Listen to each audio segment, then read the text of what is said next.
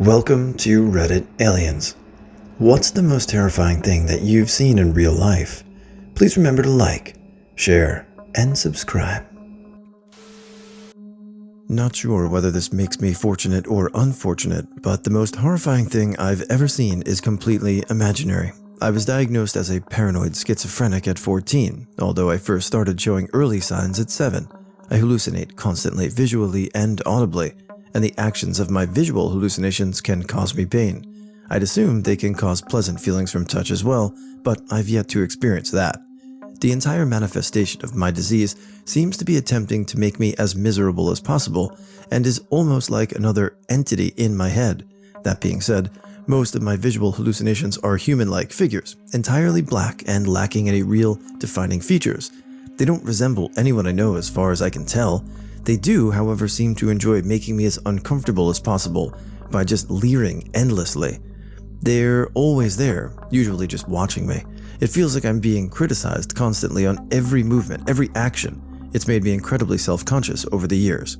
Anyway, I was sitting in my room at the age of 15. It was late at night. My family had been asleep for hours. Suddenly I heard a loud thud behind me. I'd been hallucinating for a couple of years at this point and didn't think anything of it, assuming it was another fake bump in the night. Then I felt a hand over my mouth and a swift, sharp, agonizing pain in my ribs. Still to this day, I consider it the most painful thing I've ever felt. The feeling of the hand left my face and my head collapsed onto my laptop. I grabbed my side, which felt warm and wet. I saw a shadow slip out of my bedroom door as my vision became blurry and the room started to spin, and for a full 20 minutes I could not move. I was in too much pain. My body was going into shock.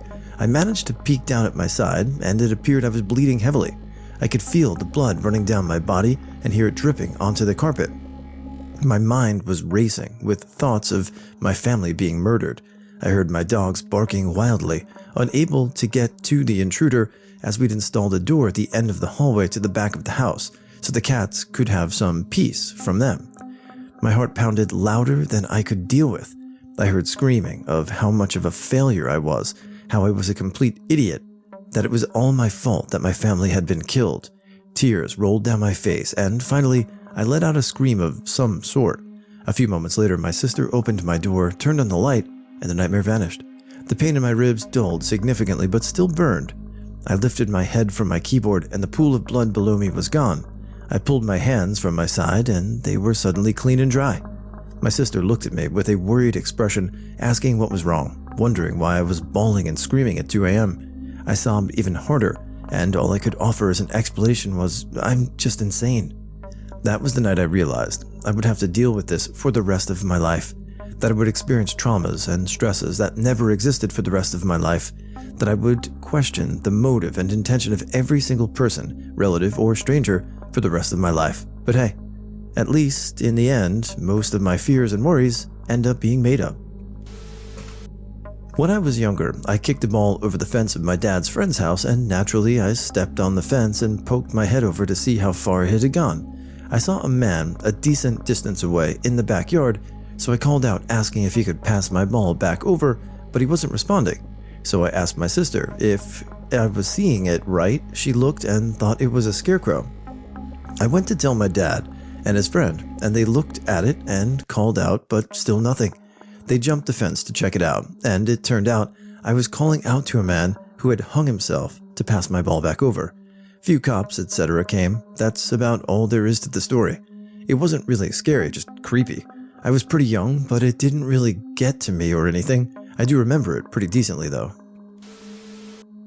Waking up totally covered in blood. I was walking to class and got hit by a car. I'm not sure what happened in the moments leading up to it, but I woke up in the middle of the road, cradling my head. I distinctly remember lifting my head and looking at my blood-covered arm, thinking, I'll deal with that later, and putting my arm back under my head and going back to sleep. I turned out pretty okay, but I genuinely think the accident made me dumber. My grade slipped hard after the event. Suicide Jumper was pretty unnerving. He fell from several stories up and landed on the curb. His body was rigid for a second, then just kind of melted around the shape of the curb. Then blood. Unsettling. When I was 8 or so, we lived on the 3rd floor of an apartment building. I was walking out to the balcony, a step behind my dad. I had one foot out on the sliding glass door before I could put my second foot down. The balcony collapsed with my dad on it. There was broken wood everywhere. I thought he was dead. I almost died.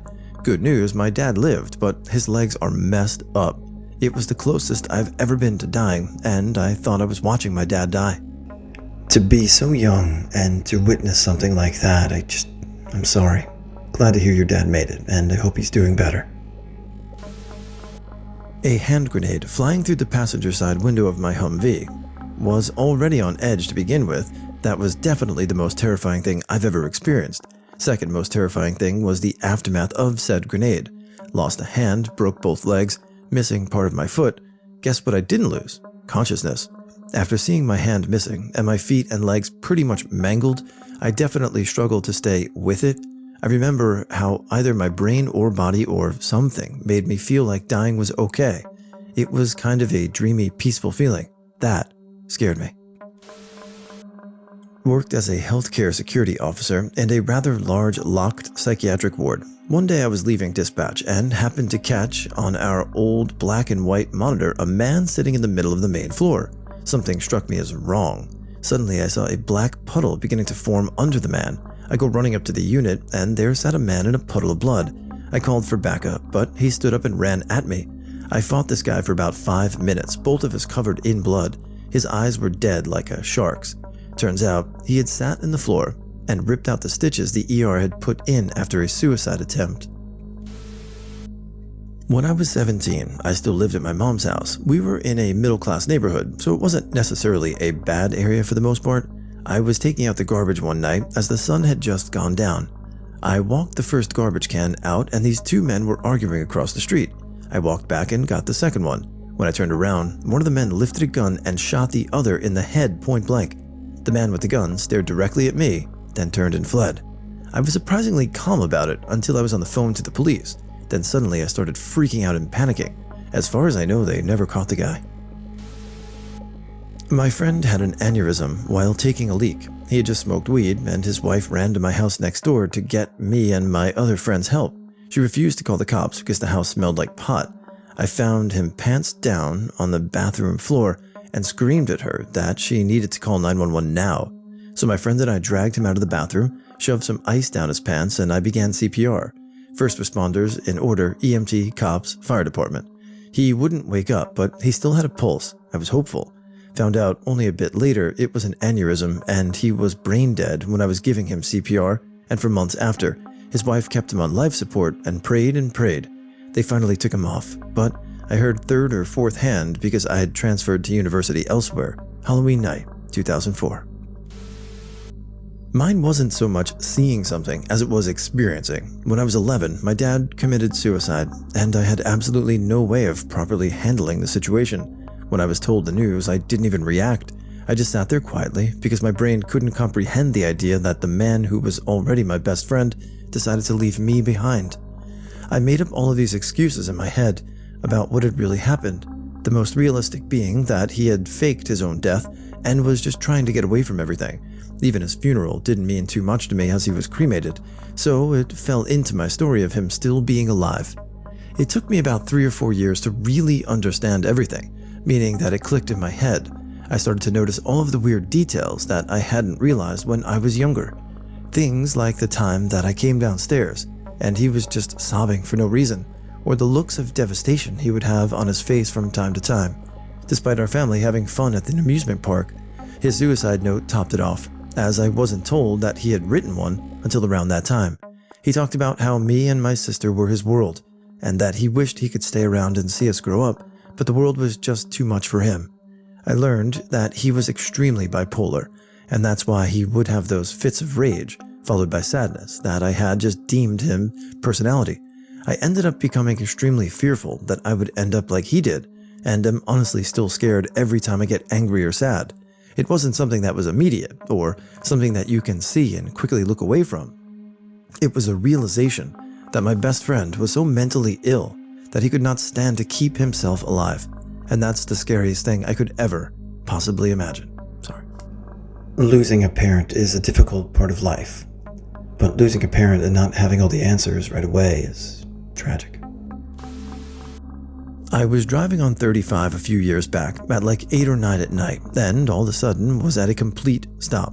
I thought to myself, this is odd for this time of night. Not 30 seconds later, I saw the decapitated head of a man in the middle of the road.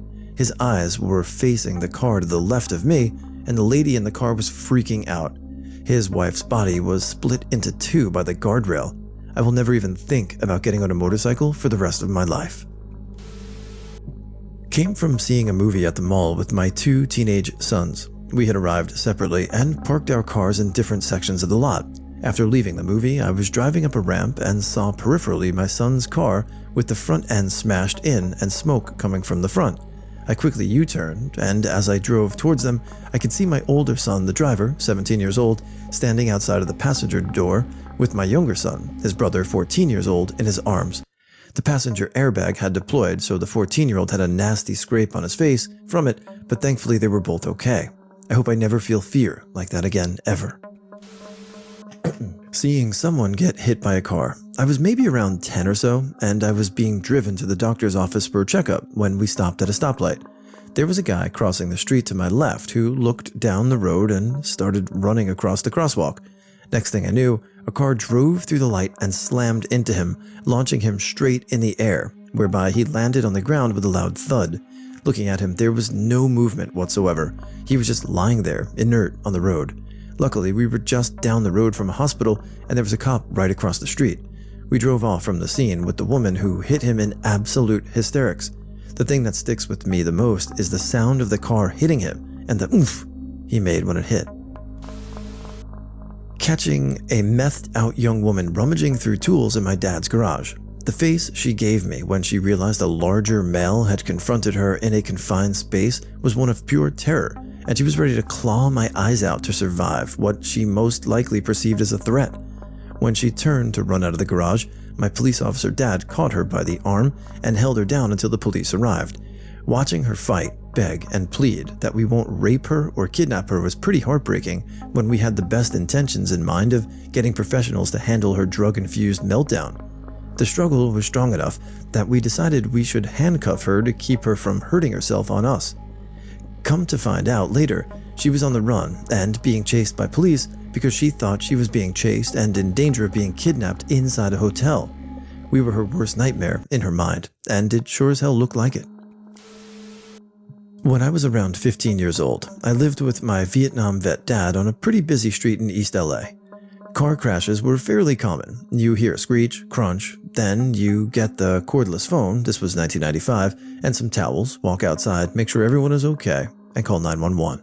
Most of the time, the people were shaken up but okay. You help direct traffic, keep everyone calm until cops arrive. Well, one day we hear a screech, then a thud, not a crunch. That means that someone, not something, got hit. We look outside, and there's a woman on the road about 20 feet from the crosswalk. At the other end of the crosswalk was a tipped-over baby carriage with an infant on the pavement. This one was going to be bad. Me and my dad did the routine, grabbed the phone and the towels. I never knew what the towels were for, but my dad told me that day in the most direct military way I've ever heard him speak, "Grab 2 towels, I'll cover the 2 bodies." We run outside. The infant is crying. I never felt so relieved to hear a baby cry. An older woman picks up the baby from the gutter.